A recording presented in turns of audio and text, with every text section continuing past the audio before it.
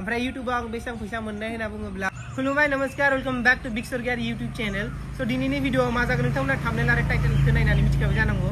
आरो मिथियाखैबा भिडिअखौ नायबाय थादो मिथिलांसिगोन थ' आङो कुइसन एन्ड एन्सार भिडिअ लाबोदोंमोन ओमफ्राय बेयाव आंनि बागै सोंनो होदोंमोन जि सोंनो गोसो गोबाङानो गोबां कुइसन सोंबाय ओमफ्राय बे भिडिअआ गोबां भिउ मोनदों आरोना बिराद भिउ थांदों ओमफ्राय बे फार्स्टनि भिडिअआ मामोन बियो आंनि पार्सनेल कुइसनमोन आरो आंनि बागै कुइसनमोन एबारनिया मिक्स जागोन थ' एबार आङो मिक्स कुइसनफोरनि एन्सारफोरखौ होगोन खुलुमबाय आंनि मुङा मुस्रि बिग्राय सरगियारि आङो उदालगुरि डिस्ट्रिक्ट माजबाद ओनसोलाव थायो ओमफ्राय आं ओरै ग्रेजुवेसन खालामगासिनो दोङो आं दुबाइयाव जब मावदोंमोन दायो आं न'आव फैथ'दों ओमफ्राय मानो फैदों बेफोरखौ आङो एसे कुइसनफोरखौ नायनानै एन्सार होलांसै आरोना दे होमबा थ' कुइसननि एन्सार होनोसै फार्स्टआवनो दङ डिजि ब्लगआ मा बुंदों नोंसिनाव थांनि नामा नोंखौ नायनो फैजायो जाहानाव ओमफ्राय आंखौबो लेंहरजायो आंबो थांगोन ओंखाम ओंख्रि जानानै फैगोन नोंसोरनाव लेंहरोब्ला ओमफ्राय दङ मिकेल मुनिन सरगियारि मोजां फंबाय बिदिनो गावनि आंगो गाननाय जोमनायखौ गुबुननि सिगाङाव देखायबासो ससियेल मिडियाफोराव गुबुनफ्राबो नुजोबो थेंक इउ स' माच मुनिन सरगियारि बिदि बुंनायनि थाखाय ओमफ्राय सोरबा आंखौ कमेन्ट होदोंमोन आरोना सोर कमेन्टआ मा आङो स्क्रिनाव होनानै होगोन मा बुंदोंमोन गावनि जायगायावलाय गामसा गाननानै बेरायनो हाखायो गुबुन जायगायाव बेरायनांगौ बे सासे ब्लगार दङ आरो बर' ब्लगार बे मा नामलाय र' सोमफ्रामारि मायबा मोनसे सोमफ्रामारि आरो बे ब्लगार नामखौ बावहरबाय स्क्रिनावनो होनानै होगोन आं थ' बियो काटाराव थायो काटारनि ब्लग बानायो ओमफ्राय बेयाव काटाराव बियो मानेखो आर'नाइ गाननानै दख'ना गाननानै बेरायदों आरो थ' बियो बुंदों बिनि बायदि बेरायनांगौ कम्पेयार खालामदों आरो ओमफ्राय आंखौ बुंदों गावनि जायगायावल' बेरायनो हायो गावनि मालायनि जायगायाव बेरायनो हाया होननानै नोंथाङा आंनि भिडिअखौ नुवाखैदां आङो दुबाइयाव थानानै आर'नाइ गाननानैबो दुबाइयाव बेरायदों ओमफ्राय मालायखौबो गानहोनांगौ होनदों मालाय सोमफ्रामारिया मालायखौबो दख'ना गानहोदों जोंनि बर'नि ड्रेसखौ होननानै बुंदों आंबो गानहोदों नोंथांमोना भिडिअखौ नायाखै जानो हागौ नायाखैब्ला दै नायनानै लादो साइडआव थ' आङो बेयाव दुबाइयाव बर'नि आर'नाइ गस्ला आर'नाइ लानानैबो बेरायदों ओमफ्राय लोगोसे आंजों जाय दंखायोमोन बेखौबो आङो आर'नाइ गस्ला गानहोदों आरो आं बेखौ बर'बो फोरोंगासिनो दङ थ' भिडिअखौ नायाखै कमेन्ट होबाय नोंथाङा एबार नेक्स्ट कुइसन दीपक बर' मा मबाइलजों भिडिअ बानायो नों आदा आं दायो आइफन 12 प्रोजों भिडिअ बानायगासिनो दङ ओमफ्राय जि कुइसना सिगांनि भिडिअआव सोङाखैमोन बै कुइसननि एन्सारखौसो होदों ओमफ्राय जि कुइसनफोरखौ आं एन्सार होखाबाय बेफोरखौ आं होआखै आरो नायनो गोसोबा आं खिथाखाबाय लिंकआ डिसक्रिपसन दङ थांनानै नायनो हागोन मानस इउटुबार नाइस ब्र' दुबाइयाव मबाइलफोरखौ दाम खमावनो मोनो नामा दुबाइयाव एसे दाम खमफोरखौनो दुबाइयाव एसे दाम खम मोनो आइफनफोरखौ 10,000 फोर डिफारेन्स जायो आरो इन्डियानिफ्राय दुबाइनि माबा मबाइलफोरा 10,000 डिफारेन्स जाया एसेबां बारा जाया ओमफ्राय बेयाव विदाउट इन्टारेस्ट बायनो हायो आइफनफोरखौ इनस्टलमेन्ट खमावनो इनस्टलमेन्टआव बायनो हायो आरो आइसु बसुमतारी भिडिअ शटखौ माजों खालामदों आइफन नामा औ आगै आगै भिजाया गारि फैगासिनो आगै ब्र' भिजाया यार बायदि प्राइस नामा आगै सना नों दुबाइ थांफिनगोन ना प्लिज एन्सार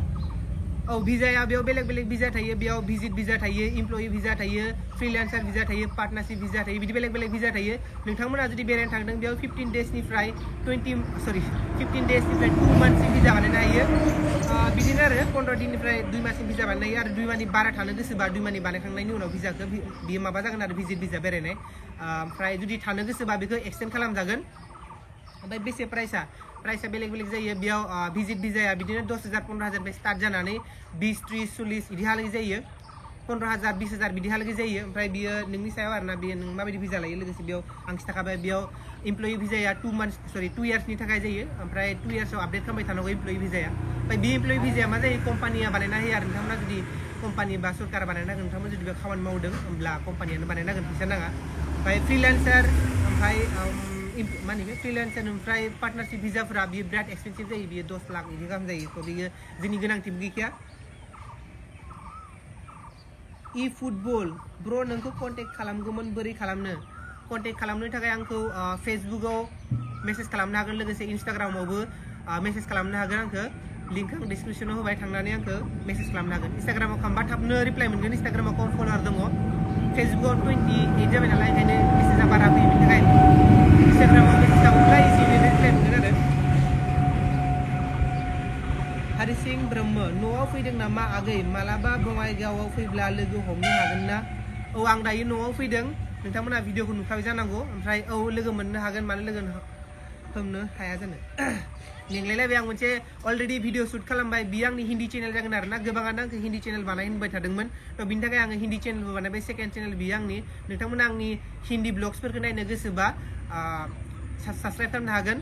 लिंकआ डिसक्रिपसनाव दङ बिराद मेंबाय गगाबो मोनदों दानसोरां बसुमतारी केमेरामेन मेना फेमिलि गोनांखा नामा औ फेमिलि गोनांखा केमेरामेना जोंमा ब्रह्म दुबाइनिफ्राय दिल्लीसिम बेसे घन्टा लायो ब्र दुबाइनिफ्राय दिल्लीसिम 3.5 घन्टा बिदि लायो 3.5 घन्टा 3 घन्टा 4 घन्टा बिदि लायो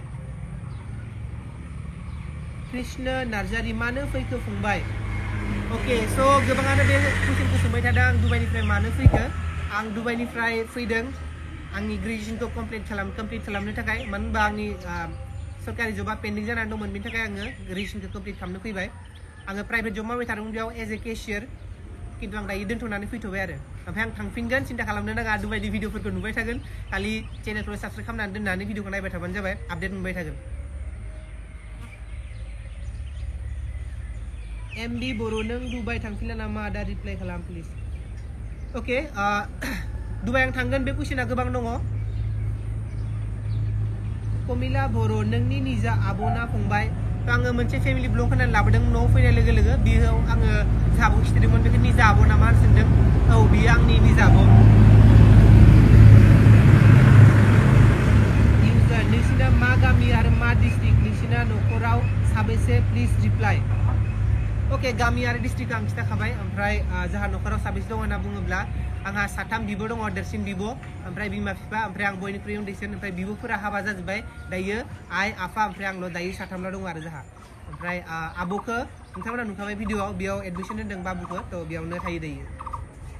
ओमफ्राय इउटुबनि फैसाखौ सोंबाय थादों आदा इउटुबाव फैसा मोनबाय नामा रिप्लाइ होननानै ओमफ्राय बेसेबां फैसा मोनो होननानै बयबो सोंबाय थादों थ' इउटुबाव आङो एसेबांबो फैसा मोना ओमफ्राय लास्टाव आं फैसा मोनबाय फार्स्ट सेलेरिखौ आं इउटुबाव मोनबाय ओमफ्राय नोंथांमोना भिडिअखौ नुखाबाय जानांगौ आइदों आंदों ओमफ्राय बाबादों भिडिअ बानायदोंमोन फार्स्ट सेलेरि होननानै इउटुबनि आरो नायाखैबा नायनो हागोन बेबो डिसक्रिपसन दंखायो लिंकआ थांनानै नायनो हागोन ओमफ्राय इउटुबाव आं बेसेबां फैसा मोननाय होनना बुङोब्ला बारा बुरजा मोनाखै इउटुबाव $100 जाबा बर'नो हायो $100नि एसे बारा मोनदों आरो एसे बारा मोनदों नेपालाव बेरायनो हानाय एसे फैसा मोनबाय ओमफ्राय आइनो फिसा सना आफानो गस्ला होदों बेल'सै बारा नङा ओमफ्राय बेनो कुइसन एन्सारा बेनोमोन दे होमब्ला दिनैनि भिडिअखौ एसेनो फोजोबसै ओमफ्राय कुइसन सोंथिफोरखौसो सोंफिनाङो पार्ट 3 भिडिअआव लाबोफिनगोन कुइसनफोरनि एन्सारफोरखौ बिदिब्ला लोगो मोनसिगोन गुबुन मोनसे भिडिअआव अब्लासिम ब्रिं पिस ड्राइभ हेड ट्रेड बाय बाय